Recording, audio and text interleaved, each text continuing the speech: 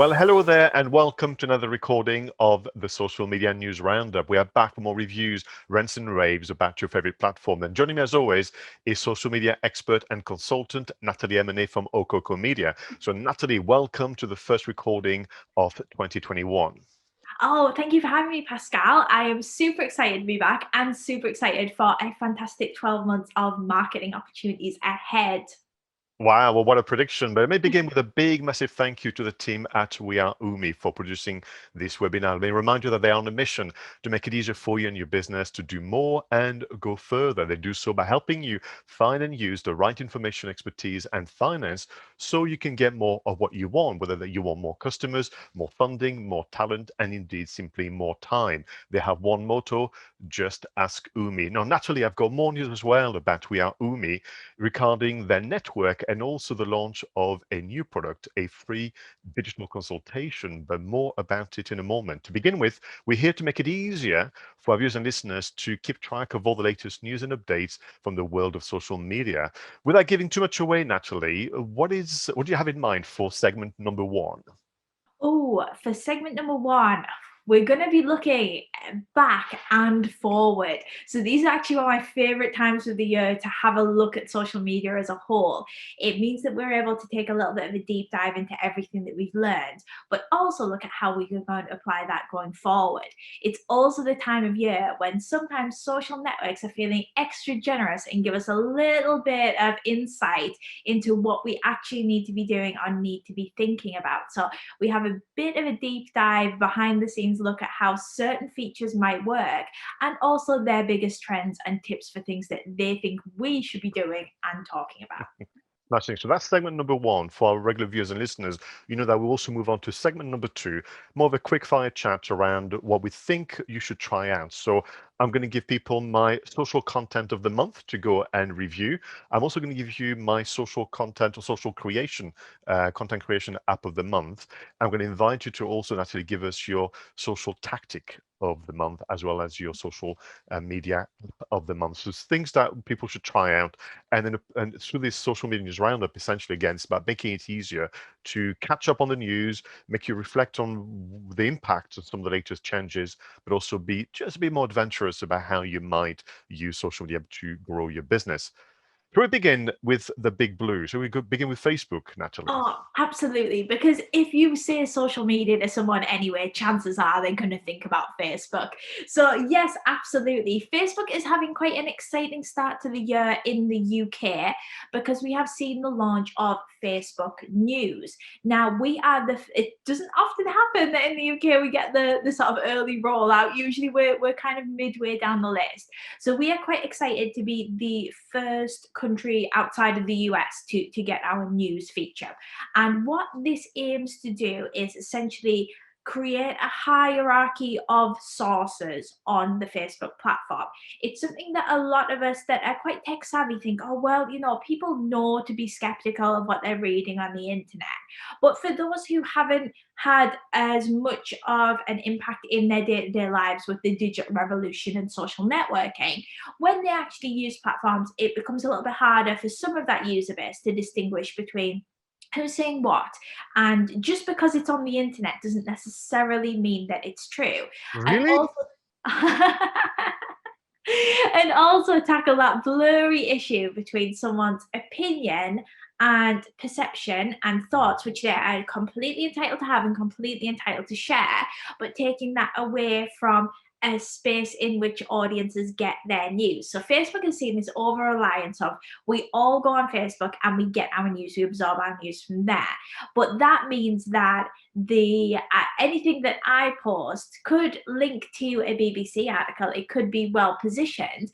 I could pretend that I've read that source, but the ramblings that I put at the top might be founded on nothing. But even though I've cited it, or I could use an even dodgier source. But essentially, you're actually able to see quite a high spread of potentially, dare I use the phrase, fake news, or certainly, if we could be a little bit kinder, to use another Trump administration phrase, alternative facts. So it's basically creating a carved out space that you can go to on Facebook, and you know that all of the news sources there have been vetted. So at the moment, it's I believe it's approximately 2,000 news sources. So they are very, very keen. This is news at like a national level, so you can read articles from the BBC, from the Telegraph. It's international level. You can get your content from CNN, Al Jazeera, Reuters, all these established news outlets, but also down to local on the ground news. So for us in the sunny northeast, that would be things like the Northern Echo, that would be the Chronicle. It incorporates all of these news elements that have a strong journalistic integrity and are held to a set of principles and are accountable for the content that they publish. Most of these outlets will be physical as well as digital, which just gives them that additional grounding. So Facebook's created essentially a digester area that you can go to. You can get your news, you can browse by topic, you can explore, you can read by publication, so you can find your favorite publication. If you particularly like a certain newspaper, you can look through the content that they're sharing. But what this is going to do is it's going to help create healthier digital habits between going on to Facebook to get your news and going to a dedicated news section versus going to Facebook and just getting your news from timeline. And I think particularly in 2021, where we have changing landscapes, we have got things like vaccine rollouts where we need the correct news and the facts so that we can all make the right decision for us. Having that news in a creditable space where it can still be read, it can still be digested, but actually perhaps opinions are kept a little bit to the sidelines and we focus clearly on facts, are going to have a really positive impact overall on the network. It also helps with long-term problems that all social platforms face around accountability, voice, and owning narratives. And I think as much as it doesn't solve all of our problems, it's a certainly very, very helpful step, and I'm very glad to have the feature. And so am I, because as much as I am obviously a big, big champion of digital, people may have noticed, I love PR. I think it's pretty much because it was my first activity back in my younger days as marketing officer. And the likelihood of now being discovered on Facebook via Facebook News, the additional kind of channel for local, means that for all of us listening to you, just, think about how you can get those press releases featured in the local media, but also be giving comments to national media. And that's something that I'm sure in other webinars we can cover with you. So what I like about it, what it resonates with is almost, when Google launched Google News and they went for the tab saying full coverage, so you could actually verify that this news item was covered by others and maybe was more credible.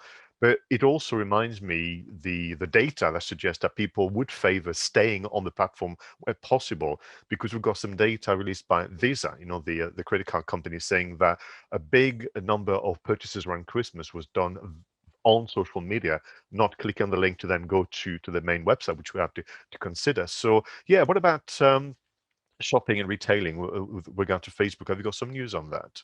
Yes, so we are seeing rollouts of the use of Facebook shops, which is fantastic. And pretty much a lot of the businesses that I've spoken to back end of last year who were waiting verification, and we were very much on the side of get all your information filled out, get verified, get everything running as it should be, did actually see quite a significant rise, even if they weren't physically transacting via Facebook on a small business level, but actually seeing that kind of come together and give them better visibility overall, whether people were still, because it's early to transact via Facebook and depending on their audience bases, whether they were using Facebook essentially as their kind of shopping experience where they go through and they discover and then they still want to go to the website and transact, but it at least gives a different way for their products to be explored and expanded upon.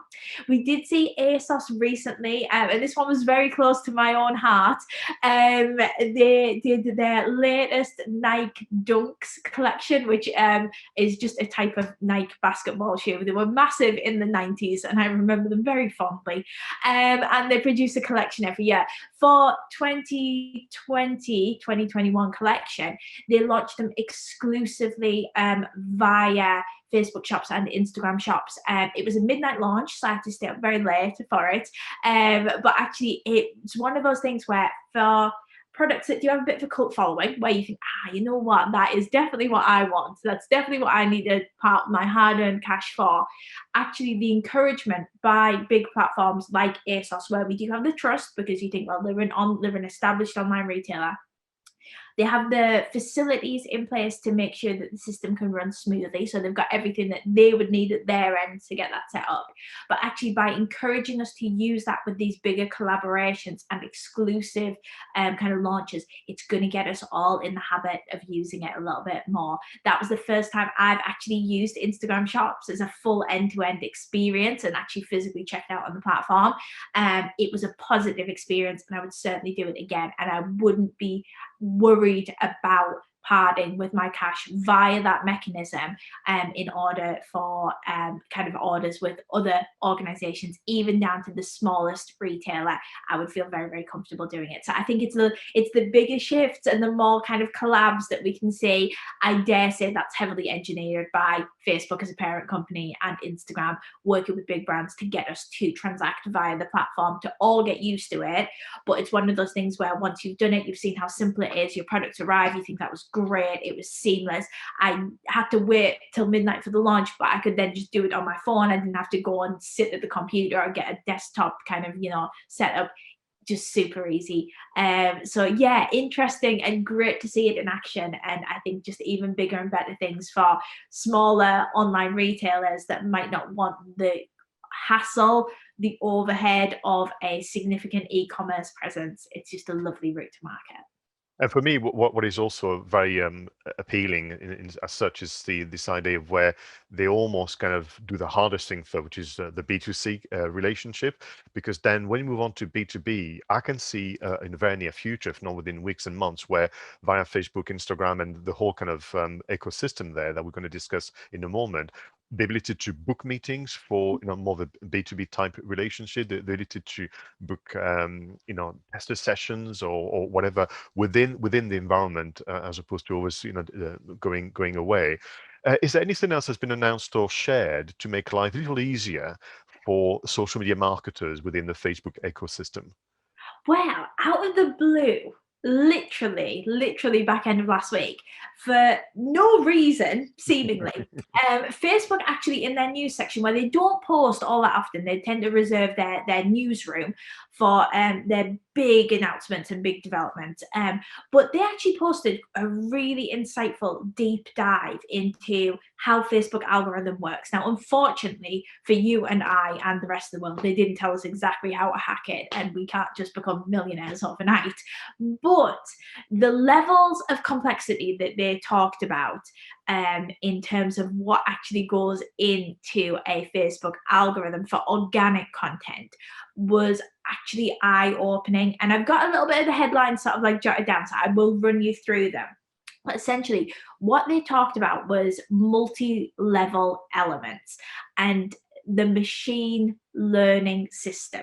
So basically, when it comes thinking of the algorithm, for me, in my head, my non-technical head, because I like creative and I like words and I don't really do numbers, so for me the algorithm is essentially a big funnel that everything goes into, and then if you're lucky it drops out at the end. But there's certain things that we can do to improve our odds of getting through that funnel.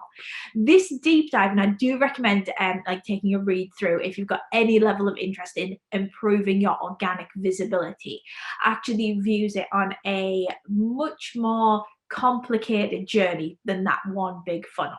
So Facebook talk about looking at creating content that drops out the end of the funnel as meaningful content for each individual person. And this is on an individual basis. If we think that Facebook has 2 billion plus users that could log on at any given moment, this is how actually that content gets decided as to what appears in their timelines. So they essentially talk about their content ranking in real time and how that necessarily works. The first level is something that they call the primary objective, and this is their sort of hang your hat on statement, which is lovely and glossy. I will read it out so I don't kind of misspeak on Facebook's behalf, but to really sell it, to create the most long-term value for people by showing them the content that is most meaningful and relevant to them. So essentially, I think for marketers, it can be something that we all come back to, because often when we create content, we think about what we want to tell our audiences, what we want to talk about, what products we want to get in front of people, what do we want them to buy, what do we want them to think of us, do we want to show them a nice picture of us? And it's sort of, it's that separation as to our motivation and the motivation of our audiences. And that's absolutely fine, because you're thinking, well, at the end of the day, we've got to run a business, we've got to sell something. But actually, if we think about, can we position our content better so that we are working with the algorithm to deliver those values rather than potentially working against it? And in terms of the stages that we've got to hit to go through, Facebook essentially advises that when any one person logs onto Facebook, there is potentially anything that they could see. If you think about all of your connections that you might have on Facebook, all the businesses and brands that you are connected to, then everything that your connections are doing, so things that they're commenting on, things that they're liking, things that they're sharing, there's a huge volume of content there. And essentially, Facebook is taking all of that and whittling it down to the top 500 posts, which it then puts into what I would refer to as a meaningful order. And essentially, all of our behavior as we log on to Facebook, we are all educating this machine learning system. And on a very, very obvious level, if we're liking content, if we're talking about content, if we're sharing content, we're educating this machine in a very obvious way. We are also educating the machine in a much more subtle way. So on the basis of average Facebook user holds their phone vertically, perhaps not a surprise, and scrolls at a rate of 1.7 seconds. That's how long it takes to do one full pass of the Facebook screen. Now, Facebook will know whether your average is higher or lower than that average, and it will also be measuring the rate at which you are scrolling. So let's say that you're scrolling on Facebook and you see something posted by someone that you used to work with years ago, and they were always a little bit boring, and you know that whenever they post on Facebook, it's always a rant and you don't want to see that. So you scroll a little bit quicker, and it's a big rant as well. So you've got to scroll to get rid of it. Then you see something that is posted by a friend that you're not really in touch with, but you still like to see that they are, having a great life. So they might have posted a picture of themselves on a lovely walk, and you think, oh, well, I haven't spoken to so-and-so for years, I can't really comment on that. It might be a bit out of the blue, but I will have a little look at it. So you don't click on it, but you just scroll past that much slower. Perhaps you pause with it on the screen and you think, oh, I'm so glad that they're having a nice week. And then you continue with your scroll. So we're educating Facebook to say, the first guy, we don't like his content. Second guy, we don't like it enough to engage with it, or we're not going to make that connection, but we actually do want to see that content. So we're constantly educating this machine system that's set up. It's the exact same for brand content. Now, the only reason that that's a little bit more vicious is brands are more likely to not make it through the algorithm in the first place. So we've got to start thinking about what our audience want to see, even if it's not the content that they're going to like, it's the content that they're going to scroll a little bit slower and have a little bit of a look at. So from that everything is possible stage, Facebook will then prioritize on 2 bumping logic factors. So that simply means that of everything, this is the content that they put to the top. And the first bit is the unread bump. So if you have content that has been posted since you last logged on to Facebook, that is bumped to the top. Again, for each one of us, and every time we log on, that might be a different amount of time. So if you're having a weekend digital detox, you might have an entire weekend's worth of content to catch up on. If you logged on to Facebook 10 minutes ago and you've gone back on now, you might have a significant skinnier amount of new content. So we've got the new content bump, the unread bump. And then alongside that, we also have the previous action bump. So this is any content that you have previously interacted with that is still getting new interaction, because you are therefore more likely to want to see that content and to still be invested in that conversation. So we've got all the content, and then we've got content that essentially rises to the top. What happens next, Facebook refers to as the predictor stage. So this is where content is scored based on similarity to the content that you have engaged with previously, interaction, and then it will narrow it again and again and again through multiple layers of machine learning at that stage. So that is really the massive filtration stage. And for a business, when we apply that to our content, what we need to be thinking about is, are we giving our audiences enough? Are we giving them half a chance? Because if we're the business that's posting that big rant that everyone's already bored of, we are not going to be getting the visibility that we would like as we pass through that algorithm stage. It will essentially score on a couple of areas listed very vaguely as integrity.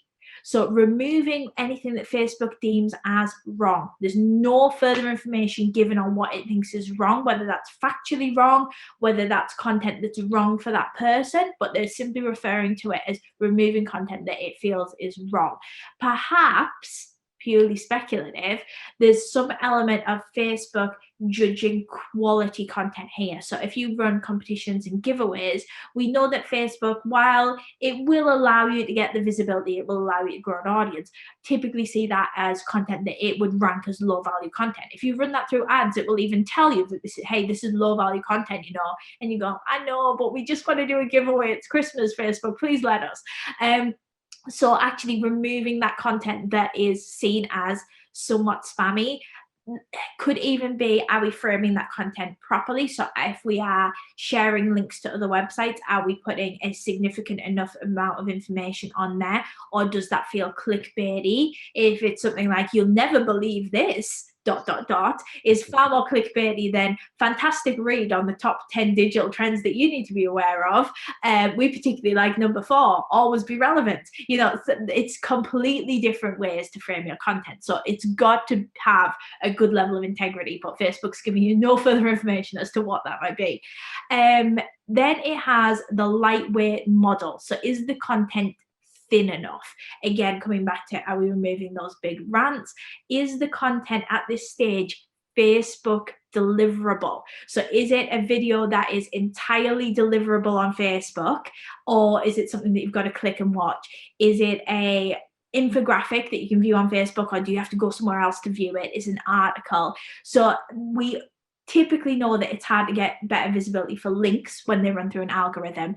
Are we doing enough to counter this at that stage? So anything that does require a link gets a link, but are we giving Facebook some Facebook deliverable content that will help within that algorithm?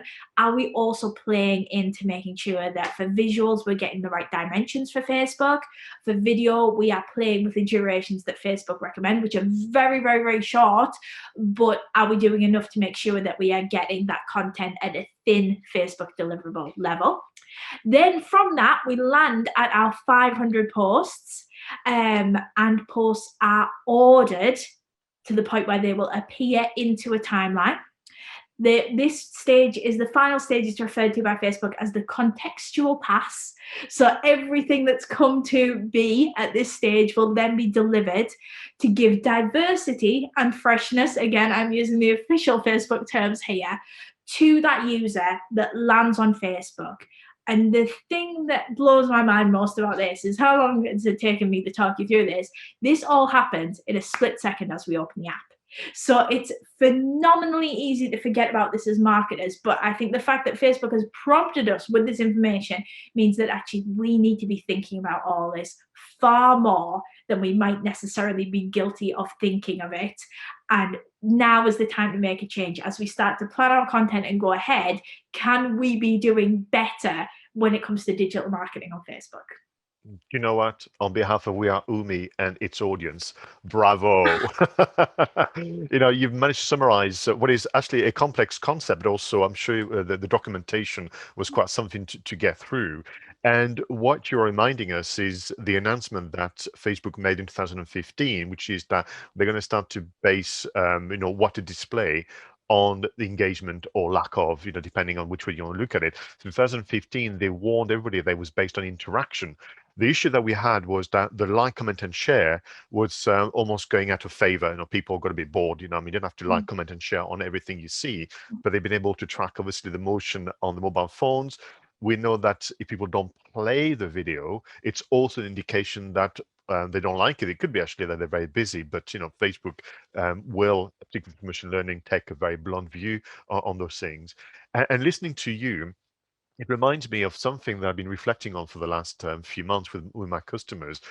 You're right, the desire for businesses has been to use social media to access prospects and new customers, where in fact the platform is designed for prospect and customers to have access to us. And I think the moment you changed the logic to say it's about them having access to me, then suddenly you're under some more pressure, I reckon, to produce meaningful content, to use the term I've noted down, but also this idea of saying, so how can I make my Facebook page, or how can I make my post one of the most engaging and coolest places to go, if you want to take the example of a group, for example, because the platform are designed for an audience to have access to me, not the other way. And I think there's still, for me, perhaps some remnants of email marketing and where people think and plan through social media. Thank you, and I would highly recommend people to almost rewind and watch this again. Not because that there was information that I could have missed, but actually you need to kind of reflect and make notes and say, okay, what does that mean to me? But also, I'll ask you to share the link to the documentation, if you don't mind, for brave souls out there that want to do like you and read the documentation. Very quickly on the Facebook ecosystem. So we know about Instagram and the fact that they've launched an even better dashboard for advertisers and agencies like you. WhatsApp made the news twice at the start of 2021. To begin with, it was the #1 app for people to wish Happy New Year to all their friends and loved one. But also, did I read about privacy issues again? Yes, so this has been an ongoing issue for WhatsApp, and we see it reflected in, I guess, their business journey since being acquired by Facebook, and perhaps historic falling outs with directors that were, founders of WhatsApp that have since parted way with the company, with a lot more money than they went into it with, I'm sure. But perhaps we have been seeing for some time a little bit of a divergence in the core values of WhatsApp, which were obviously end-to-end encryption and this entirely safe messaging facility, and what Facebook as a parent company have expected from WhatsApp. So this does not affect users in the UK and Europe because of our fantastic GDPR legislation. But currently, these issues don't affect accounts that you might hold in the UK or Europe, but they were widely reported as if it would. So a lot of people have left or kind of shifted onto other messaging platforms. The key change here is that your content is still private, your messaging is still secure, but WhatsApp will share the content that you are messaging and talking about with its parent company, Facebook, now. And this is, from a Facebook perspective, it's to design and to tailor and to drive advertising, to drive revenue, because that's what it needs to do. And as much as our big tech corporations are super profitable in a lot of instances, and you look at the kind of, the money that they make and think, wow, that's quite a lot, these platforms are not without running costs. So WhatsApp is a massive global platform that actually will have a significant amount of cost behind it to serve that. So you can kind of see it from both sides to some extent. But yes, with this privacy change, we have seen a little bit of backlash for the platform. And yeah, it's whether it's got the users at the heart of it, or whether the old adage comes, if you're not paying for something, you are the product.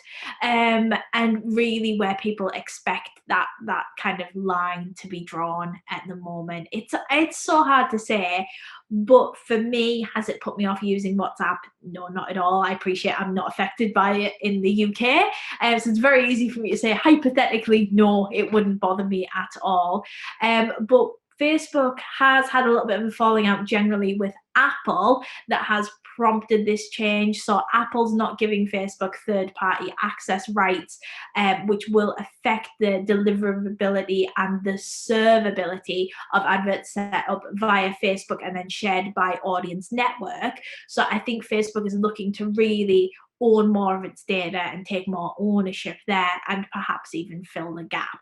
So none of this happens in isolation. None of this happens for super sinister reasons that Mark Zuckerberg wants to read all of your texts, but it is certainly worth considering. And if it is something that you think is going to be important to you, spend a little bit of time doing a bit of research and think, hey, is this okay with me? Because if it's not, you are better off switching to a different messaging platform, something that you do feel more comfortable with. So let me ask you two final questions to close on the Facebook kind of ecosystem, as I like to call it. Video first, is it still their ambition as a platform to be a video first platform? So have we heard any more about rooms, that were launched during the last year's start of the pandemic for people to connect with each other, messenger rooms, but then he went on to Facebook itself? And is live video still a very wise strategy to actually have that meaningful interaction, meaningful content? Oh, absolutely. So on Rooms, we don't have any new features rolled out, unfortunately, quite yet, but we are still seeing Facebook pushing Rooms quite significantly. So even if you log on to Facebook and you don't physically use your Rooms, just pay attention as you scroll through how much Facebook will prompt you to look at Rooms and tell you who's online, who's available. So it will try and encourage you to get on board with Rooms.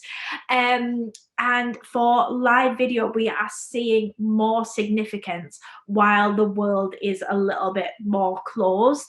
I've seen some fantastic examples within the retail sector of businesses going live to actually take the place of perhaps a shopping experience. So I've seen independent clothing outlets that are doing lives where it might be one member of staff or the owner saying, I know that you can't come and shop with us right now, so I'm going to walk you through. And hey, have you seen this? This is new. These shoes look fantastic, and they're new in. And all of this you can buy on our website, like, click the link, but to really give people a bit more of an immersive experience. We saw some brands go live essentially for Christmas, for the new year particularly, to get viewers and engagement for their brand. The one that springs to mind, it wasn't a Facebook exclusive platform, but you could stream it, was Brewdog, and they did a Hogmanay type event with live music. It was very well put together, but actually that above and beyond element of, can we physically be here and share this experience of being here with other people that can't be here right now? We're seeing far, far, far more inclusivity via live. We do a little bit of work with automotive. I'm particularly excited for potential of vehicle launches, which typically would be get everyone who's interested in the brand and cram them into a showroom and give them some canapes and a glass of fizz and show them how shiny the new car is, how that translates to a virtual event. I think there's some great potential to be had. I think it's the type of things that will happen now that even when the world reopens, we will retain an element of this, because it is still something that fulfills a nice function when it comes to digital marketing that drives engagement and makes our audiences feel super involved with us. That's smashing. Thank you very much. So let's move on to Twitter. We're going to be quiet on Twitter with the departure of a particular individual, but it is still the platform that we love for it to do better than it is. Almost like, that kid doing the sports day that is last, but actually we're still a bit behind it. So I know you love Twitter, so do I. We want them to do well. Could it be the year? So any news and updates from Twitter at all? Yeah, so I think you're exactly right. Twitter is everyone's favorite underdog. It's the team that you root for, even though they don't do particularly well. And we have seen them, arguably, I think Twitter, out of every social platform, has been dealt the hardest hand in a lot of ways. And it's probably done a few things that other platforms might not have done to stay true to its roots, which have not always really helped with things like new audience growth. But it is introducing some new features for 2021. Whether these are going to be absolutely life-changing or whether they are just going to be something that moves Twitter into another direction, we can hopefully see. So it's doing a lot around verification as a starting point against, I guess, the events of 2020, which, yeah. So for content, it's encouraging its die-hard user base. So the people that love Twitter no matter what, that will be you and I, Pascal. It's encouraging us to actually really help them with fake news and false news and distinguishing, like Facebook has with the news feature, what counts as an authoritative source that has fact checked its information and what counts as someone simply posting on a social platform. We saw a lot of that towards the end of 2020 and the beginning of this year.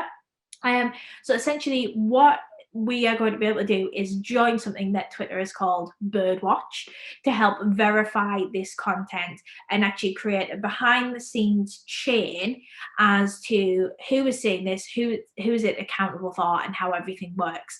Now, this looks good in theory. I have a little explore as to how this seems to work logistically, and it seems very, very complicated in practice. And it also seems like potentially there would be issues as to how responsible the people taking responsibility for checking the content are. But still good to see and nice to see that something is happening. I don't think this will be the final iteration of Birdwatch, but it is a starting point, and sometimes just taking the first steps are really important as to how these features turn out. We're also seeing new features launched around verification. So last year, very early in 2020, actually, we saw Twitter remove the blue tick verification system. So if you had a blue tick, you kept it, but we are essentially seeing a re-audit of all blue ticks rolling out. They're going to start as of the 20th of January, so this is already in motion, with removing blue ticks from inactive accounts. So if an account has previously been verified and has stopped tweeting, that tick is going to be removed. And after that process is complete, so the first wave, we are going to be able to apply for our own blue ticks. And this is going to be a self-service system. Previously, blue ticks were in the hands of the Twitter gods. And if you were particularly influential, you got one based largely on an algorithm. Now what's going to happen is you can jump through your hoops to self-verify, and this will be part done by machine, but fundamentally checked by an actual real life human being. So while it would be lovely for me to be blue tick verified as Natalie Eminae on Twitter, I think the reality is if I was to apply for it, I'd be way down in the queue, but I can still go for that. But it's going to be a nice way for actually our relevant information and rising news sources to be held to a higher standard of accountability. And I think for Twitter, given everything, that can only be a really positive, good thing. Now smashing. And also last year, when we did the last recording, 2020, excuse me, we reporting on Fleet's their version of stories. Yes, so fleets, we are still seeing only part usage of fleets, which is a little bit of a shame. It's a different format technique. So a fleet is, like all social platforms, has to have some form of disposable messaging. A fleet is now a disposable message for Twitter. It can be in the form of text, it can be in the form of a reply, it can be in the form of video, and it can be in the form of image. So it can be anything essentially that you can do with a tweet, only it is content that is designed to disappear after 24 hours. Typically, the length of a tweet is the length of a fleet is 6 seconds. So if it's an image, it'll be a 6-second image. But you can have video up to 30 seconds. And yeah, we are just not really seeing the usage of it.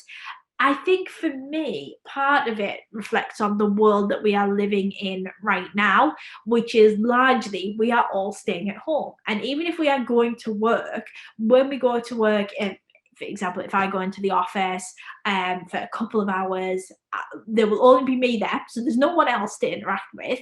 And there's nothing really happening. There's absolutely nothing going on other than, I could record a fleet now and be like, hey, I'm sat in the living room talking to Pascal and we're recording this. I could record a fleet this afternoon saying, hey, I'm sat in the office, I've popped in to get the mail and I'll be going home shortly. And it's just, it's that level of, have we actually got anything to say at the moment that gives people an insight into our lives? For me personally, I'm not doing anything that exciting. I'm staying home yes, saving the world by staying home, but I am largely staying home. So I think the mood is not conducive to actually creating this high level of disposable content.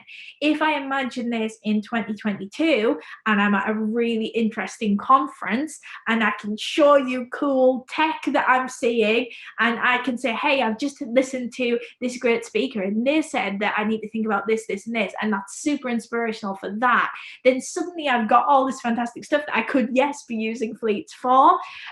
So for me, it's just sort of, it's potentially got legs, just the way of the world's a bit not lending itself kindly to the type of content that I would want to create for that particular feature right now. Or indeed, and if I look at all the other platforms that have a form of stories, you can see the number is shrinking and Mhm. what is being published is limited as well. Very briefly on Twitter, so we know that Periscope is no longer, or soon to be no longer. It will be simply Twitter Live. Mhm. And I think for people like perhaps you and I who began with Periscope, it feels a little sad, but hey, Mhm. must move on with the times. But news from this morning, as I was essentially preparing, is Twitter bought an email marketing company called Revue, Revue. Now that's interesting. I mean, we don't know much more than that. That they essentially had the budget, to acquire this company. But I think for me there was always a little gap in Twitter, the ability for me to communicate with a group of people as opposed to everybody or Mhm. just one person through Mhm. DM. So I think that's going to be an interesting one to kind of look at. But what do you make of that? This idea of an email marketing feature of sort on Twitter. I quite like this. I think this opens up a new potential and perhaps a new way of viewing email marketing as something more dynamic. Um, and also for me, great to see competitor to MailChimp because it dominates in the market. And while MailChimp is fantastic and has a whole load of great features, I do typically like look at the evolution of marketing and digital marketing and everything in our world's video trends, that sort of thing, seems to evolve quite readily. Email marketing for me personally is largely stuck in 2010. And it has evolved and there's new features and things can look a bit different and we can have a bit more moving image in there.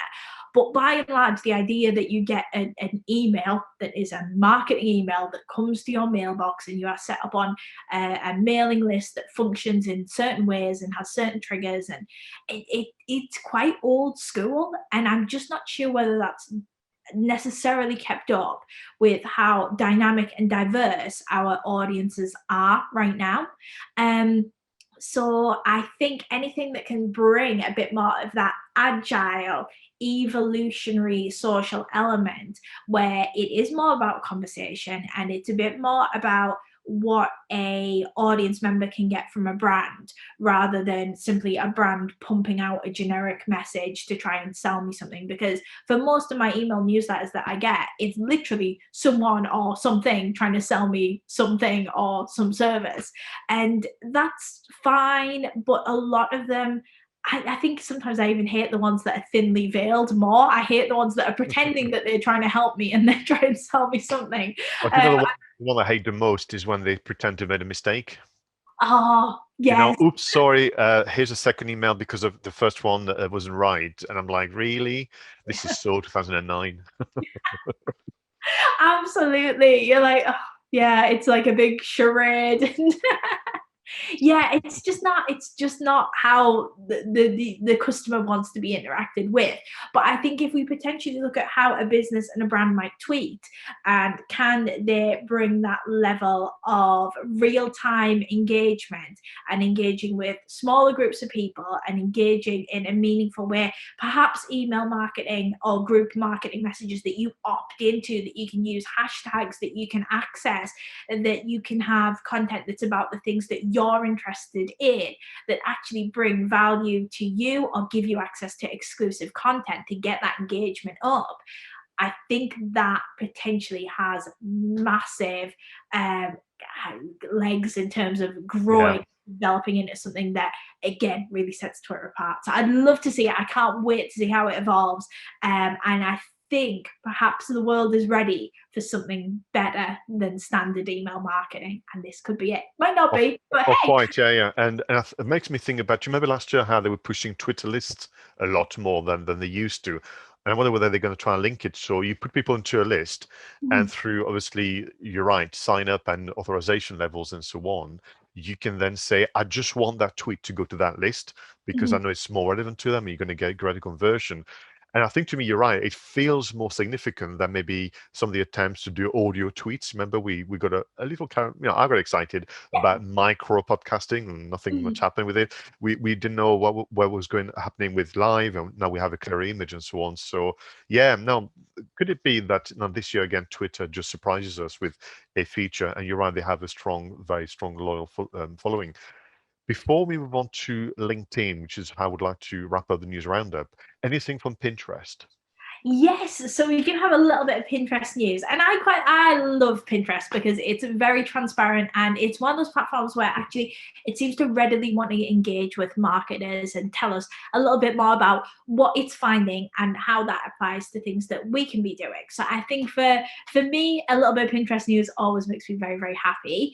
They have released, given on the time of the year, their essential look back at their predictions that they made in 2019 going into 2020, and looking back of the 10 predictions of trends that they thought would come true, 8 of them they saw really significantly and meaningful acted out on the platform, which is fantastic and great to see that there is actual value in those predictions. If we look at them, it's nice to know that the content that we are prepping does then come to fruition, and we are able to target those opportunities, particularly given that of all the years, 2020 was probably the most difficult to predict.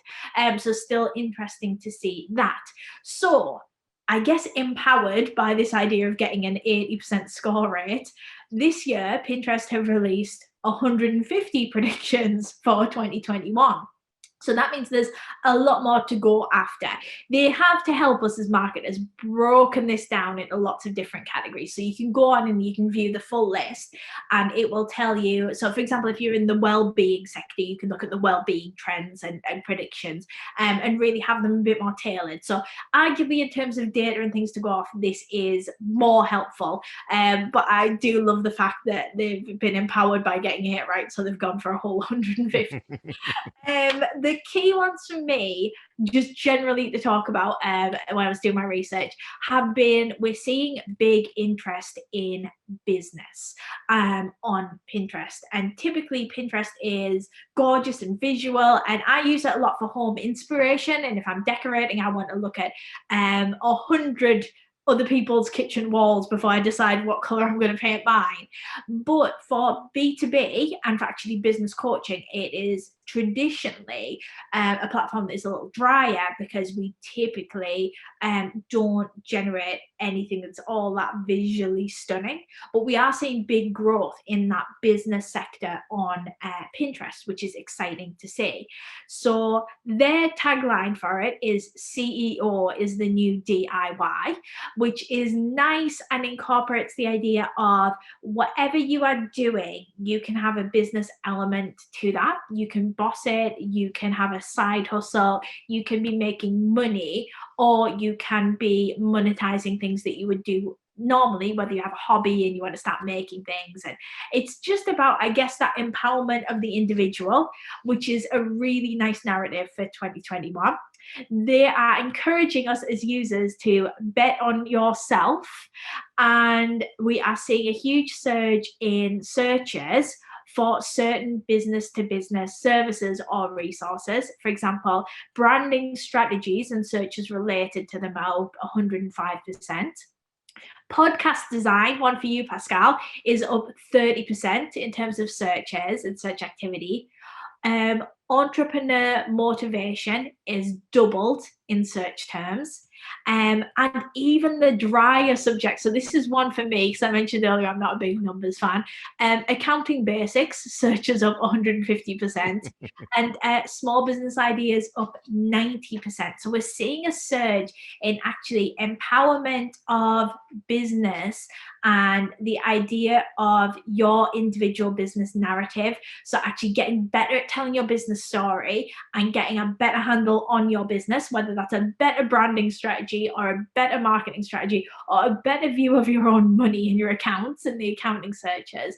It's very, very cool to see that potentially we might be looking at a little bit of a B2B community starting to bubble up on Pinterest, which is not necessarily where we would have placed it. If we would have gone anywhere, we would have been in the next segment on LinkedIn, but really cool to see. And for small business owners, or for those starting out, or for those doing something a bit differently during a pandemic, this might be a really cool place to hang out. You might not necessarily, if you make something that is gorgeous, for example, before Christmas for my niece and nephew, I ordered via Instagram these gorgeous little felt unicorn and dinosaur figurines, customized. You could have any colors that you wanted on them. They were just absolutely beautiful.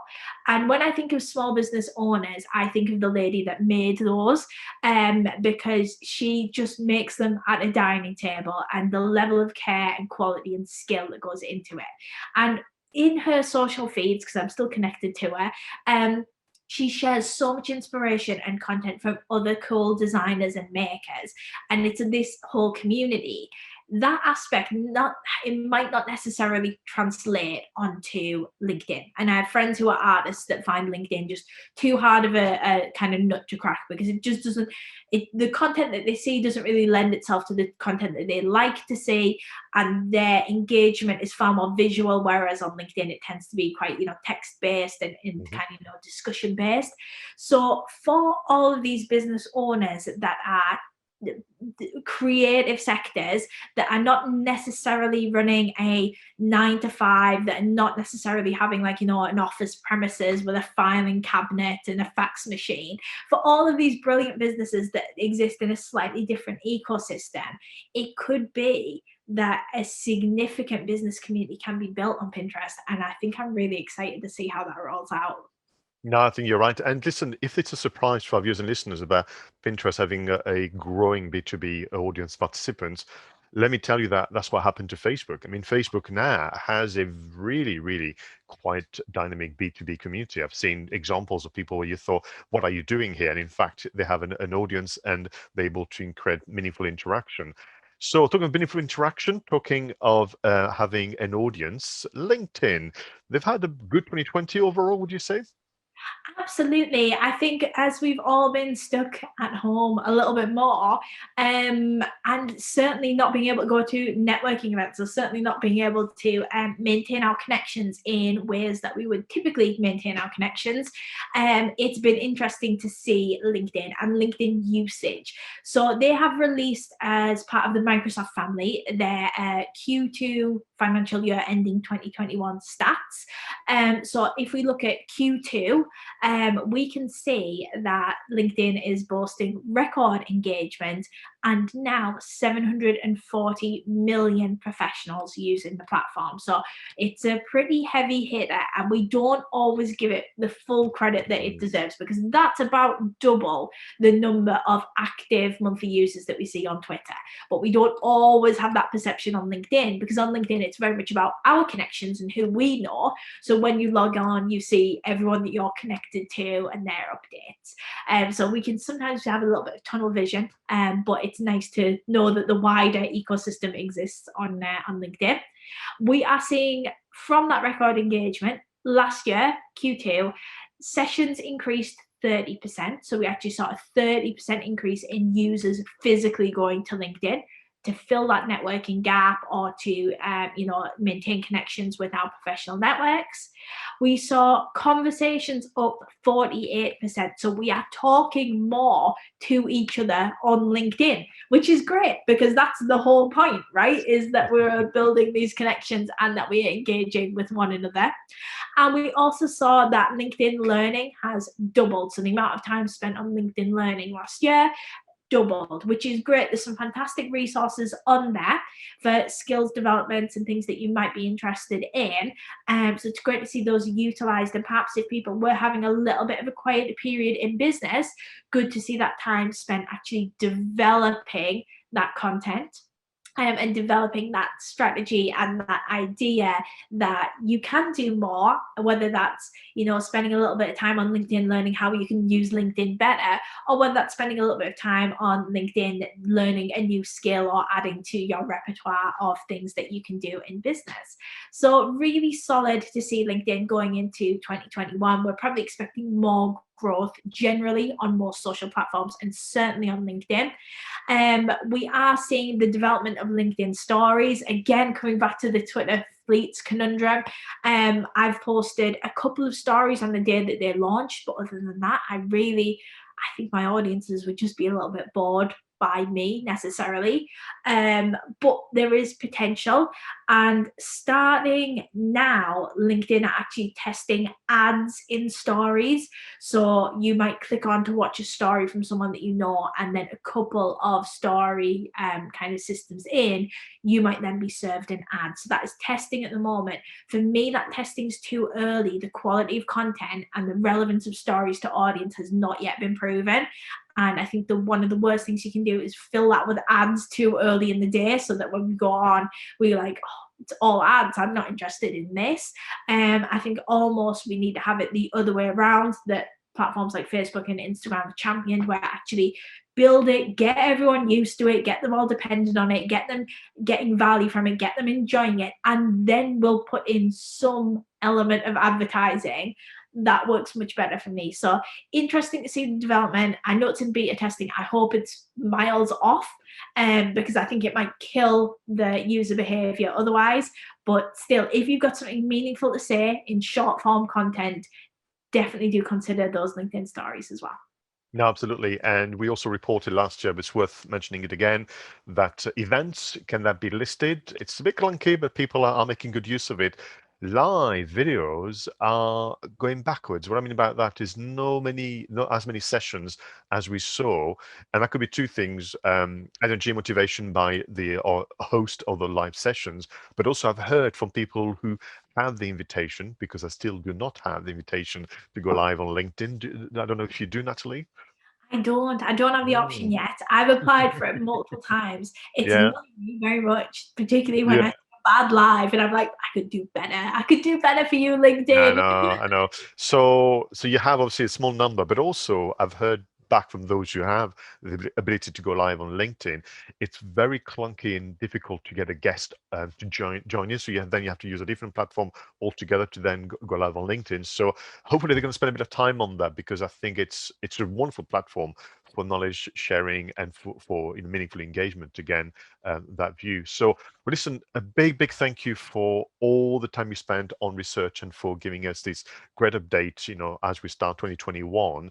From my point of view, and linking back to We Are UMi, obviously they were very keen to be the host and producer of this webinar, but it's not just to give the updates. It's almost kind of the question of, so now what do we do?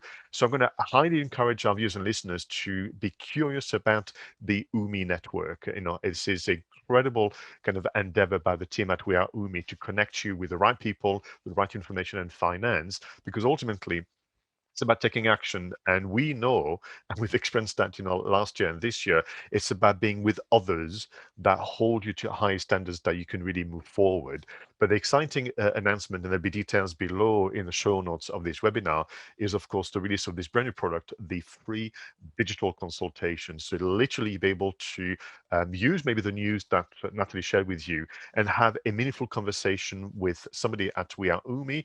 There'll be elements of checklist and make you reflect on your social media activities so that you can go further and do more. So do really take advantage of joining the network, but also taking part in some of those products. This product that is actually alongside the events, from one-to-one mentoring sessions all the way to virtual conferences that some of you would have seen Natalie as well. So once again, I'm really pleased for We Are UMi to be producing this session. Let's move on then, if you don't mind, to the second segment, which is all around taking action, as I mentioned a moment ago, and trying different things. So in my little snippets of the social content of the month, I am so excited to introduce you to the official Twitter business planner. So you will know, Natalie, and some of our viewers and listeners from the past will know that I can be very critical of the way in which the major brand like Facebook, LinkedIn, Twitter, and the others, the way they try and help us by producing those guides that are either so superficial, frankly, it wasn't worth the effort, or so complicated, it's addressing people who are running big enterprise. This Twitter business planner is there to help you plan your tweets for 2021. And frankly, they've done a bloody good job, if you excuse the French. So, what I'm going to do, if you don't mind, is share with you my screen because I took some screen grabs, some images of the guide. So I hope you can see that. Okay. Yes, yeah. So it's 108 pages Wow. as a business planner. And so it begins with a module on getting started. And they talk about this side of establishing guardrails. I think in UK English, we call this maybe guidelines or brand guidelines and so on. But I thought it was actually quite an interesting one to sometime. Yeah, I know you've been using Twitter for a while, but why don't you actually do an exercise to maybe reconnect with what's meaningful to you? So this idea of, well, if we're going to write copy, what's in, what's out, which I know you do with your customers as well. Natalie, and we're going to use emoji importantly, what's in, what's out. So, that's kind of the idea behind it. So they ask you to do that. There's a lovely finding your voice on Twitter. So again, you may have your voice already, but why not do the exercise just in case there's some nuance or things you've forgotten, because after all, last year and this year will remain quite demanding. The hashtag pro tips, we're back to being a bit superficials. Why not? Maybe it was a bit of a page filler. Maybe I'm being unkind, but it's a nice little checklist things to remember. Where this planner gets really interesting is that this is a PDF you can download. I will share the link in the show notes, and you can type inside the PDF, so you can actually complete and update this document yourself. But if I show you, for example, how they would like you to plan February, so you begin with your objectives. You begin by atomizing how you want to achieve them, what activity you're going to take, and you may give yourself some goals and results. I'm slightly out sometimes about people worried about impressions and that kind of things, but it can be a good barometer where you can do. And then with it on this page here, you can start to type in and enter details of what you might do in February, and they give you some suggestions in a box there. But the next page is great fun because then they break it up into weekly targets as well. So you can enter what you're going to do from Monday to Sunday, your priorities, your to do, your ideas, and so on. And that you do that for each week as well. And bear in mind your recommendation in our previous recording, Natalie, of not playing too far ahead and being kind to yourself. I think that's lovely what you go, do you know what? I'm just going to focus on February and then see where that takes us. And then we may look in March. But at the end of the first quarter of the year, then you have reflection, which I think is perfect.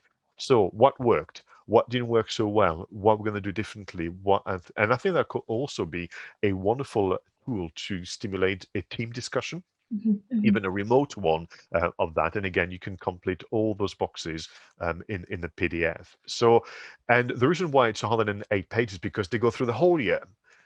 So at first I was thinking, well, you could have just done a template of a typical week and so on, but actually it makes it more meaningful to have the entire itemized. I just feel like it's worked well for them.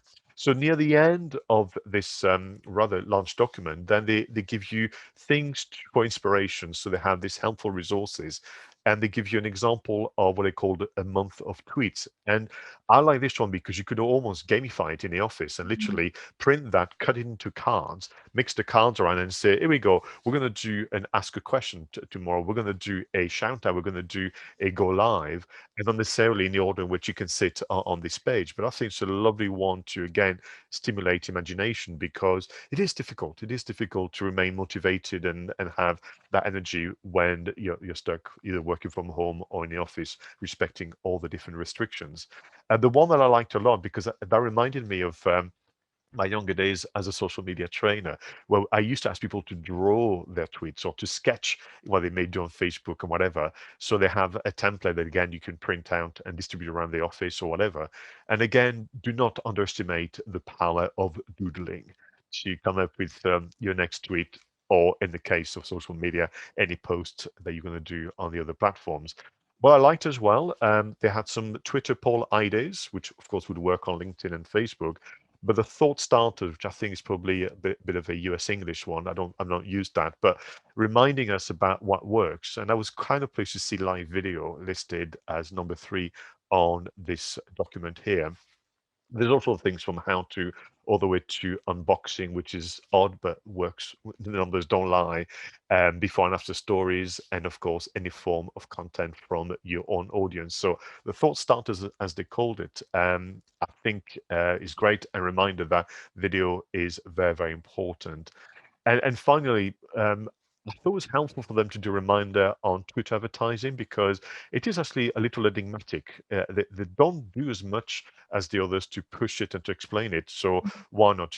They've done that at the end of the guide. So I actually liked it a lot, as you can tell, and how surprised I am after years and years of really pretty superficial or just unhelpful ways in which you can help them. So that's the content of the month for me.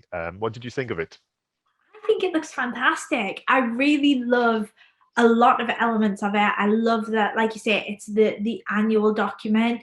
I think it helps because if you were preparing your Valentine's Day content and you had a great idea for Halloween, you don't have to worry about storing that idea or keeping it safe. You can literally just go to that Halloween section, jump across to October, pop your idea down, and then move back. And I think a lot of what's important now is that we are enjoying our creativity and we are looking after our marketing plan, but also running it quite short form can mean that we might miss key things.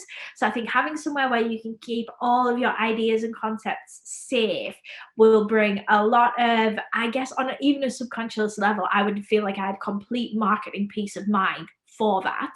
I Mm, think it's easier then to get other people involved in that strategy from a team dialogue point of view.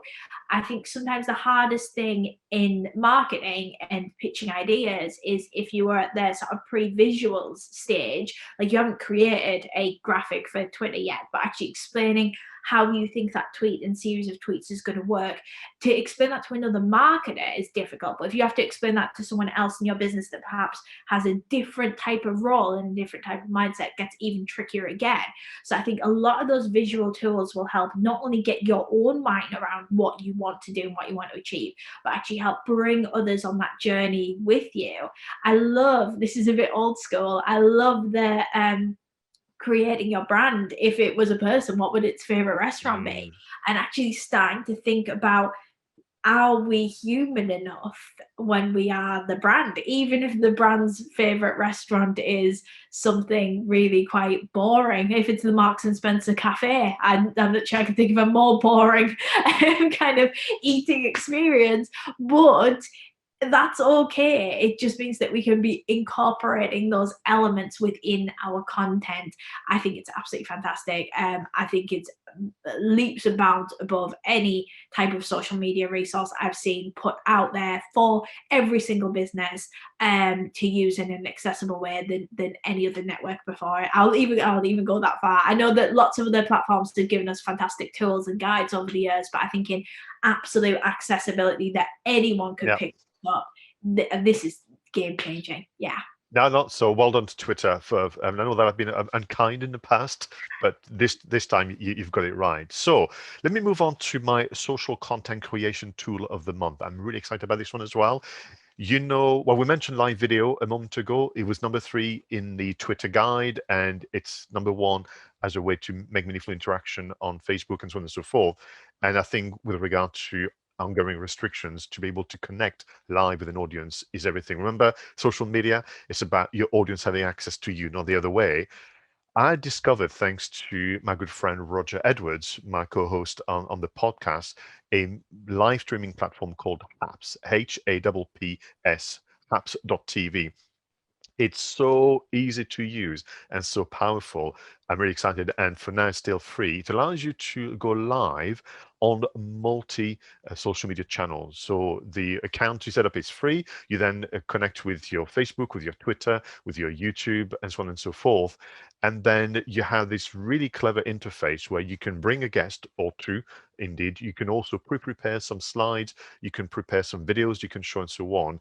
And they have what they called a studio. It's like a dashboard where you can actually move people around. You can actually have someone being, the main speaker, then bring, the other panel discussions. You can bring slides in, you can bring video clips and so on, and you can really create a very, very engaging live streaming and supplement it, from the talking head, which is, I think, really, really exciting. So I know, and I'm sure, Natalie, you'll agree that people have been always a little nervous about going live. I'd like to think that 2020 has broken that, because some of them had to, or they've had to go on countless Zoom calls and Teams calls and whatever. So it's not as different. And for a platform that is free, it lasts forever, but a platform that has almost taken the best elements of all the other live streaming studios that I'm aware of, it's really, really worthy of your consideration. So HAPS, HAPPS.tv, to go live on social media, but to be able to bring elements such as guest images and videos to really make it an exciting session. What about you? Sorry, were you slowing down on connectivity? We've done so well. We've done so well. So let's persevere. Can I ask you about your social media tactic of the month, please, Natalie? Yes, absolutely. So this is a little bit of a new year kind of approach to social media. And as we are now in our third lockdown in the UK, it's about basically making sure that we are doing enough as social media marketers, as digital creatives, to keep our creativity levels topped up, while we might not be doing all of the things that typically we would like to do that keep us nice and creative. That could be as simple as popping out for a coffee with a nice view and sitting in a kind of little cafe for a bit of time, whether you are just sort of taking that in or whether you're jotting down ideas. Could be going to a gallery, it could be all these little things that we typically take for granted, but actually they are the creative fuel that keep us going. And while we have to stay home or kind of work in a very socially distanced kind of way, or we can go for a walk or go to the supermarket, but that's about it. We don't actually have all of these fantastic, normal little creative things that would top us up and keep us nice and kind of ready. So when we sit down, we are ready to go and we've got all these creative ideas. So my strategy recommendation of the month is something that I've been talking to my team a lot about since, well, as far back as kind of summer last year, but really putting the emphasis on it from about December onwards. And as I've got everyone working from home, it's something that I really do keep banging on about in the morning calls. And that is the idea of, are we doing enough to be disciplined enough and creatively block our time? Now, what I mean by the phrase creatively block our time is put in times in our schedule where we are creative and have times when we don't have to be creative, and make sure that we are working through those times in quite a disciplined way to give us a little bit of time off constantly having to create. It's obviously something that visually affects anyone that creates visuals more. So if you are a graphic designer and you are designing, you know when you're designing and you know when you're not designing. So it's easy to switch off. For my team, a lot of them are copywriters. So actually physically writing and bringing the best to social media content as they write it. I really need them to be bringing their A game when they write, and really stressing that importance of, you're going to do far more and achieve a lot more if you've got 3 hours of creative writing time than if you've got 6 hours where you just sort of gradually go through it. So make sure that you're giving yourself breaks. I recommend for my team, this is the stuff that I'd recommend in the office anyway. When's the last time you looked out the window? Have you looked out the window today? Is something that I often say. If I'm like, is everyone okay in here? Who hasn't looked out the window? Go and look out the window. Give your mind a little break. Read a book. Everyone should always have a book on their desk that they are reading as they work. So if you are working on something and it's not quite coming together and you think, you know what, my brain needs a little break, pick up the book, read a chapter, read 10 pages, give your brain time to actually whir away in the background. Be disciplined, have these creative breaks, but block that time. And when you are not needing to write, but you are at home and there might not be as much other stuff to do, find something else to do with that time. Don't force yourself to write, create, prep content that is potentially going to go to waste, but worst of all, going to burn you out. Think about the other things that you can do with that time. So you've got your 3 hours, make that work, do all of your writing, get it all fully functional.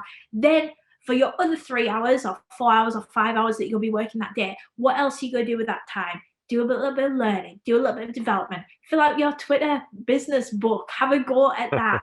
Do something else with your time, but keep your creative time for creativity, and then build in non-creative tasks that break that up to keep you topped up and to keep you going so that you don't get burnt out and that you are still able to bring your A game. And most importantly for me, you enjoy the creative element rather than it becomes a bit of a slog because you can't really get a full break from it because you're working at the kitchen table and you get up on a morning and you've been in the house for like at least 12 hours and you've got 12 hours ahead.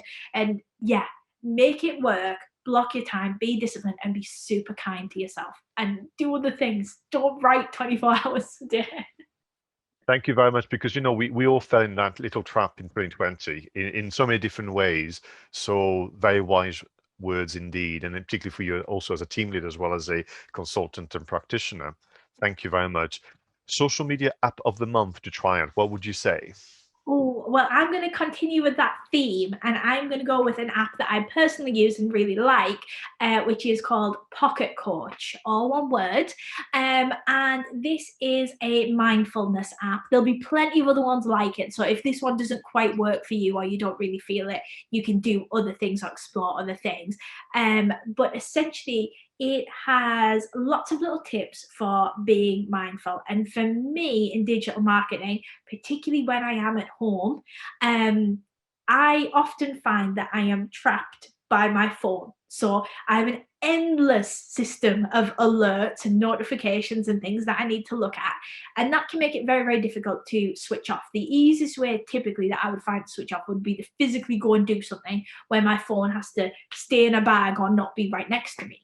But it's very, very hard if you are trying to enjoy something or watch something and your phone's lighting up and those sorts of things. So it's difficult to switch off and step away from being accountable as a marketer 24 hours a day.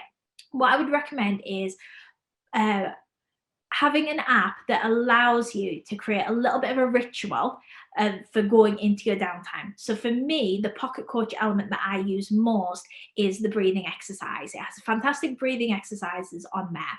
And I use it when I have finished work, I've checked all my notifications, I'm very happy. I know that it might be 6 o'clock and I might do a little sort of check-in at 7, check-in at 8, just on notifications. But in that meantime, I want to create a nice hour off where I'm going to read a book or watch something on TV. I'll do a breathing exercise to frame it, and then I'll put the phone down and put the phone away. I've got friends that will do similar, but they do other things. So they might do colouring in on a colouring in app, or I've got one friend that will play one game of solitaire on their phone, which is very Microsoft 1990s, but that's what works for her. So having a little bit of a ritual. For Pocket Coach, there's loads of great exercises if you do want to do other things around anxiety or around stress or around a whole host of other things that it can assist with and give you some cognitive tools. But for me, the element that really stands out is the breathing exercises and doing something on my phone that ends that phone system works really, really well, because after I've done that breathing exercise, that's it. The phone has to go down for a little bit and I have to have a bit of break. So I would really recommend try it, have a go, see what's going to work for you. But I highly recommend a bit of a ritual in terms of stepping away and giving yourself a bit of breathing space. Thank you so much for that. It is important because ultimately you are the product by extension. What you're going to express, the decision you're going to make on the videos, the images, the text, and so on will translate, how you're feeling generally. And we had other rituals before pandemic in terms of refueling the tank, clearly traveling, meeting people, and so on. So how do we replace them? And I think you're right. If you want to have a meaningful interaction, if you want to become accessible to your audience, you've got to also look after yourself so you can look after them, as we've said many a times. So that's been great. Natalie Eminae, thank you so much for joining me for this first recording of 2021. We've had a quite an extensive news roundup. We've also looked at different apps you can use. We've looked at content, things that can really make it easier for you to wrestle with social media marketing. But it is far too important to try and do it on your own, which is why I must remind you to really explore the UMi network and get in touch. We'll be back at the end of next month. This is a bit of a monthly kind of gathering for Natalie and I. Just for your information, we've been doing the social media news roundup for just over 4 years now, and we've just been brought into the family of We Are UMi. We are so pleased and delighted that they've produced today's session. So until the next one, go out there and be sociable, and when in doubt, just ask UMi. Bye for now.